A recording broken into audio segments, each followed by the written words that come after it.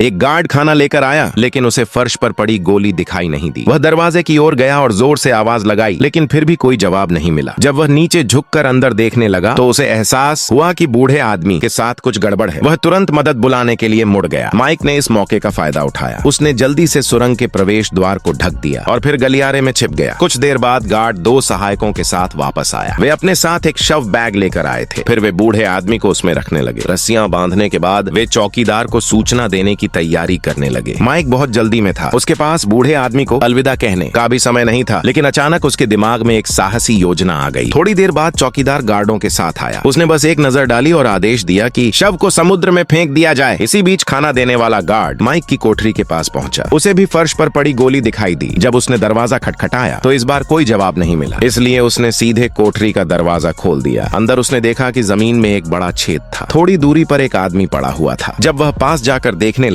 तो पता चला कि वह वही बूढ़ा आदमी था जो अभी अभी मर गया था। यह देखकर वह बहुत डर गया और तुरंत मदद के लिए भागा। उधर गार्ड पहले ही शव बैग को चट्टान तक ले आए थे। उन्होंने बैग में लोहे की भारी गेंदें बांध दी और उसे समुद्र में फेंकने की तैयारी करने लगे। तभी एक गार्ड उनके पीछे पीछे दौड़ता हुआ आया और चिल्लाकर कहने लगा कि ऐसा मत करो, लेकिन दूरी बहुत ज्यादा थी, इसलिए वे उसकी आवाज साफ नहीं सुन पाए। उन्हें जरा भी अंदाजा नहीं था कि बैग के अंदर मौजूद व्यक्ति पहले ही बदल दिया गया था।